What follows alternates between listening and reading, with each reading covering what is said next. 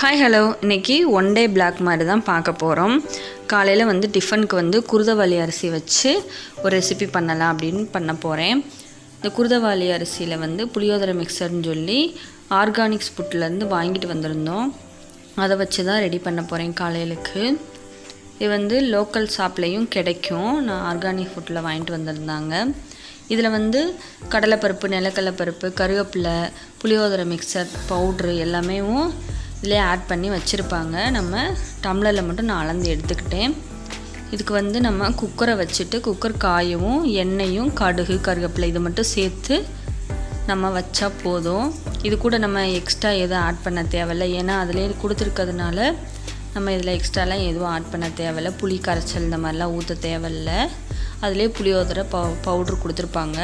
அதனால் நம்ம கடுகு கருவேப்பிலை மட்டும் தாளிச்சிட்டு அந்த ஒரு டம்ளர் அளவுக்கு இருக்கிறத அந்த குருதவாளி அரிசியை சேர்த்துக்கரலாம். இந்த டம்ளரில் வந்து நான் 1.5 டம்ளர் அளவுக்கு தண்ணி சேர்த்துருக்கேன்.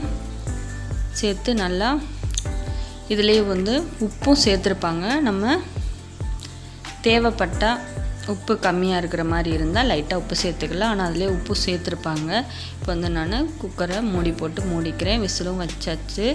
இது வந்து ஒரு 2 விசில் வரவும் ஓப்பன் பண்ணிக்கலாம். இப்போ நான் 2 விசில் விட்டு ஓப்பன் பண்ணி பார்க்கலான்னு பார்த்துட்ருக்கேன். பார்த்தா நல்லா உதிரியாக வெந்து வந்திருக்கு. இதில் வந்து லைட்டாக மல்லித்தலை மட்டும் தூவிட்டு நல்லா கிண்டி விட்டுட்டு காலையில் டிஃபனுக்கு இந்த மாதிரி ரெடி பண்ணிக்கிறலாம். இந்த மாதிரி குருதவாளி அரிசிலாம் சாப்பிடாதவங்களுக்கு இந்த மாதிரி புளியோதரை மிக்சர் இந்த மாதிரிலாம் பிள்ளைகளுக்கு கொடுத்தோன்னா சாப்பிடுவாங்க. அடுத்து வந்து சாப்பிட்டு நான் வெளில கடைக்கு தான் போயிருந்தேன்.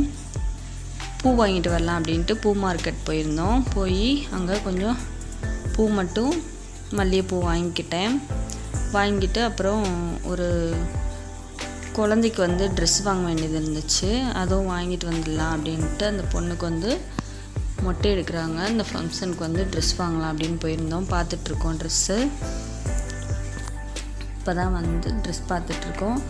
அப்படியே லைட்டாக மட்டும் இந்த கிளிப்பிங்ஸ் எடுத்தேன். இப்போ ட்ரெஸ் எல்லாம் வாங்கிட்டு வீட்டுக்கு வந்தாச்சு. வந்துட்டு மதியத்துக்கு லஞ்சுக்கு வந்து ரெடி பண்ணிகிட்ருக்கேன். லஞ்சுக்கு வந்து கருணக்கிழங்கு புளிக்குழம்பு வைக்கலாம் அப்படின்ட்டு கருணக்கிழங்கு புளிக்குழம்பு தான் ரெடி பண்ண போகிறேன்.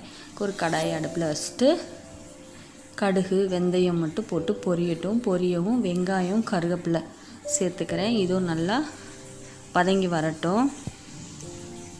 இந்த மாதிரி சிம்பிளாக டக்குன்னு ஒரு 10 நிமிஷத்துலேயே நம்ம ரெடி பண்ணிடலாம். இதுக்கு வந்து நான் தேங்காயும் தக்காளி மட்டும் அரைச்சி சேர்த்துட்டு வீட்டில் அரைச்ச குழம்புத்தூள் இதை மட்டும் சேர்த்துட்டு தேவையான அளவு உப்பு சேர்த்துட்டேன். முன்னாடியே நான் கருணக்கிழங்கை கழுவி வேக வச்சு மசித்து எடுத்து வச்சுருந்தேன். அதை வந்து இந்த குழம்புல இப்போ நான் சேர்த்துக்கிறேன்.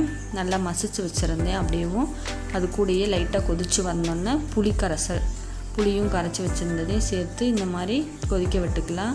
கொதித்து எண்ணெய் பிரிஞ்சு வர வரைக்கும் கொதிக்க விட்டு இறக்கிக்கிறேன். அடுத்து வந்து சைடில் வந்து குடமிளகா பொரியல் தான் பண்ணலான்ட்டு கடுகு கருவேப்பிலை சேர்த்து இதெல்லாம் பொரியவும் கருவேப்பிலையும்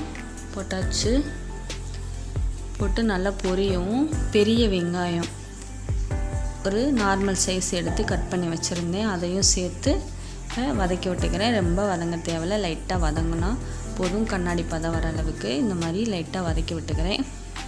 வதங்கவுமேவும் கட் பண்ணி வச்சுருக்க குடமிளகாயை சேர்த்து அதையும் நல்லா எண்ணெயில் பிரட்டி விட்டுக்கரலாம். இதுக்கு தண்ணியெல்லாம் தேவையில்லை. எண்ணெயிலே தான் பிரட்டி விடணும். அதுக்கு தேவையான அளவு சால்ட்டு சேர்த்துருக்கேன். இது கூட ஒரு 2 ஸ்பூன் வத்தல் பொடி, இல்லை 1 ஸ்பூன் கூட போதும். 1 ஸ்பூன் அளவுக்கு வத்தல் பொடி, மஞ்சள் பொடி ஒரு 1/4 ஸ்பூன் சேர்த்துருக்கேன். சேர்த்து நல்லா எண்ணெயிலே பிரட்டி விட்டு எண்ணெயில் தான் வேக வைக்கணும். தண்ணியெல்லாம் தேவையில்லை. தண்ணி தொளிச்சு விடவும் தேவையில்லை.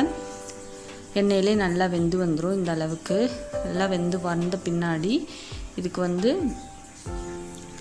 கடலைப்பருப்பு அதை வந்து நல்லா ஒன்றும் பாதியமாக உடச்சி சேர்த்துட்டு ஒரு கைப்பிடி அளவுக்கு துருவின தேங்காய் சேர்த்துருக்கேன். இதையும் சேர்த்து நல்லா எண்ணெயிலே பிரட்டி விட்டுக்கரலாம். இந்த மாதிரி பிரட்டி வச்சுக்கலாம். இறக்குறதுக்கு முன்னாடி தேங்காயும் கடலைப்பருப்பும் சேர்த்துக்கரலாம். இறக்குன பின்னாடி கூட சேர்க்கலாம். அடுப்பை ஆஃப் பண்ணிவிட்டு சேர்க்கணும், இல்லைன்னா தீஞ்சிரும். ஏன்னா தண்ணி எதுவுமே நம்ம தெளிக்காததுனால இந்த மாதிரி பண்ணால் நல்லா டேஸ்ட்டாக இருக்கும். இந்த மாதிரி ட்ரை பண்ணி பாருங்கள். அப்புறம் ஈவினிங்காக வந்து வீட்டுக்கு டீப்பாய் வாங்கலாம் அப்படின்னு போயிருந்தோம். இப்போ வாங்கிட்டு வந்தாச்சு டீப்பாய். இதோட இந்த பிளாக் முடியுது. ஓகே, பாய்.